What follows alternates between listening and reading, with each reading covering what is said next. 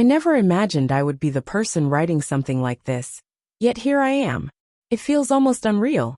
And yet looking back, there were hints, small signs I chose to overlook.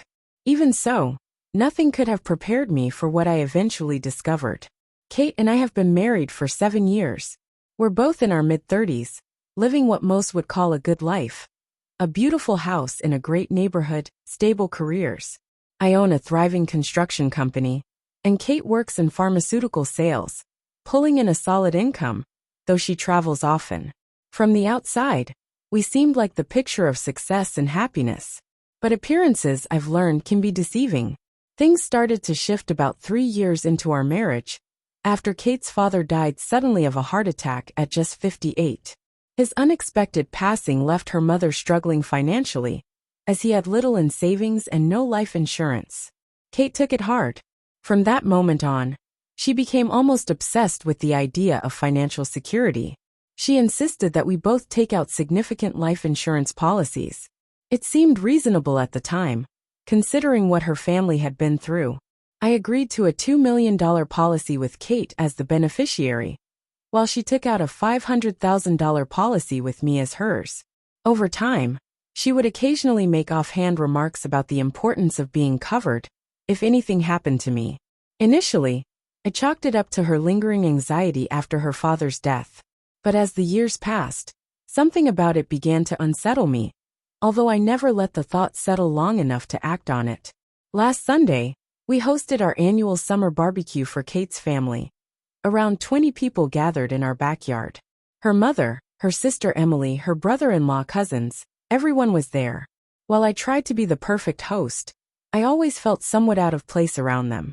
They were a close-knit bunch, full of private jokes and stories that I was never quite a part of. While manning the grill, I realized we were running low on ice, so I made my way through the kitchen to grab some from the garage freezer. As I passed, I overheard Emily's voice. "Must be exhausting keeping up the act all the time," she said.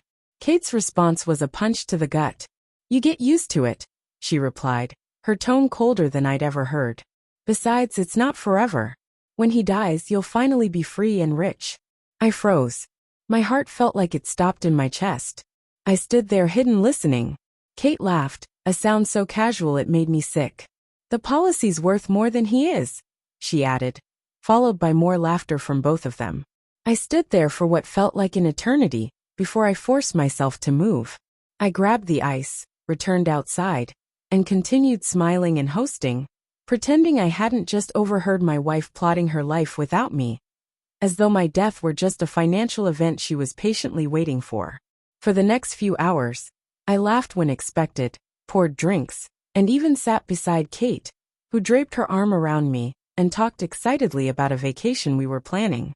A vacation she apparently had no intention of ever taking with me. That night, after the guests left and we cleaned up, she mentioned that I seemed a bit off. I lied, blaming heartburn, and went to bed early, staring at the ceiling for hours while she scrolled through her phone, probably messaging Emily about their conversation. The next morning, I called in sick and decided to take a few days off to think and plan. When Kate left for a conference in Chicago, I knew I couldn't waste any more time.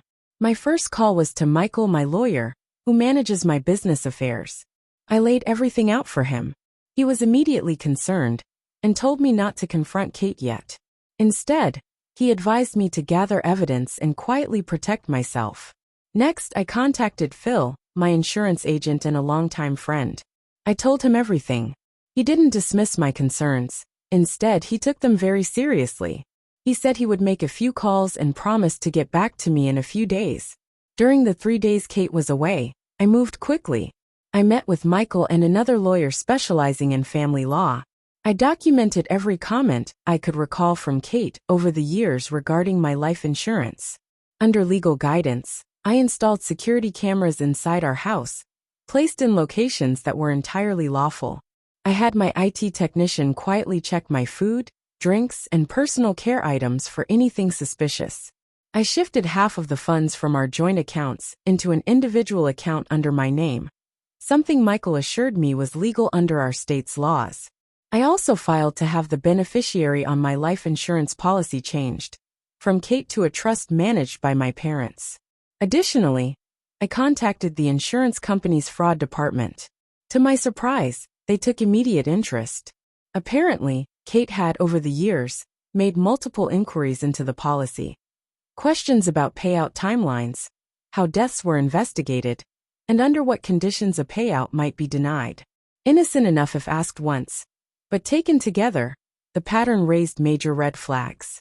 By Wednesday night, everything was set. Kate was due home Thursday afternoon. That morning, 2 important letters arrived. One was from my lawyer, serving notice of divorce proceedings. The other came from the insurance company, notifying Kate that not only had the beneficiary been changed, but that an investigation into potential fraud was officially open. I wasn't there when she opened them. I had already moved into a rental property I owned on the other side of town, a place Kate never showed any interest in, and probably didn't even remember I had. As painful as it was, there was no going back. The woman I thought I was building a life with had been planning for my death. And her payday, for who knows how long. I was lucky I found out when I did. Now, it's about moving forward carefully, making sure I never ignore the signs again. Late one afternoon, while reviewing the usual dry details of my company's real estate holdings, a string of frantic text messages started pouring in around 4 p.m. The first few were just confused, WTF? But soon escalated. Call me immediately. This isn't funny. You can't just change our policy without talking to me. I knew she was reading my messages because they kept coming, but I stayed silent. Soon after, her mother began calling, first my cell, which I ignored, then my office line.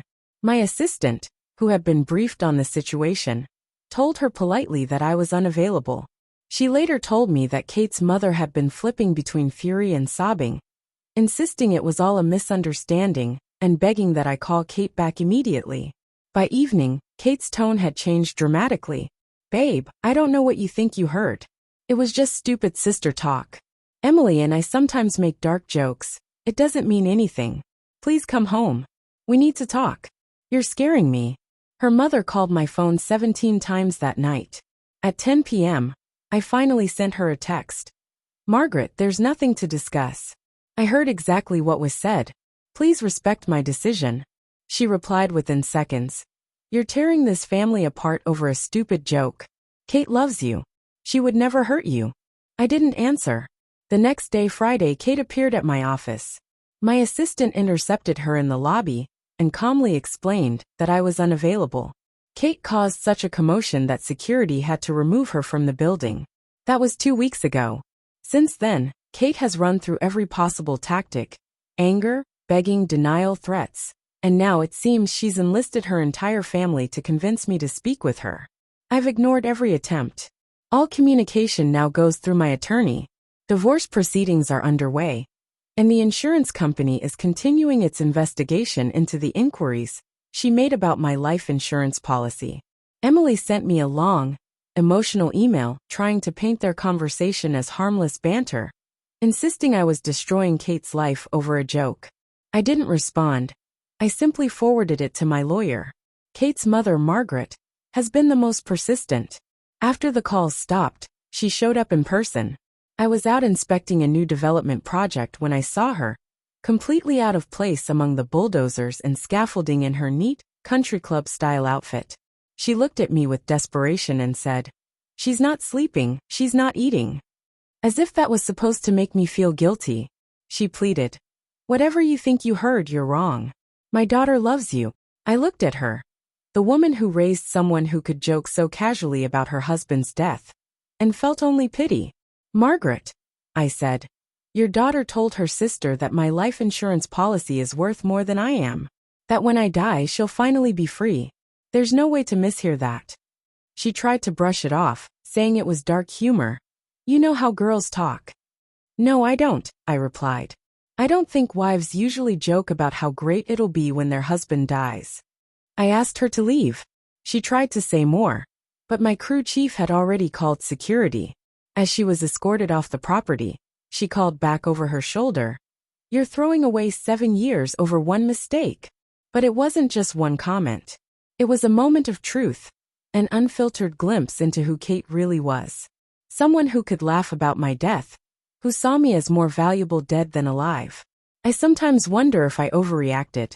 Was it really just a joke? Was I rash to walk away from 7 years of marriage over one conversation I wasn't even supposed to hear? Then I remember standing there at the barbecue flipping burgers, playing the role of the doting husband while they laughed behind my back. Kate wasn't the only one pretending during our marriage, but now, I'm done pretending. The divorce should be finalized in a few months. Kate has finally stopped reaching out personally and hired a lawyer. My business is thriving, and I'm in the process of buying a house in a different part of town. A fresh start. Every now and then, that little doubt creeps in. But then I hear her voice in my head again, cold and thoughtless.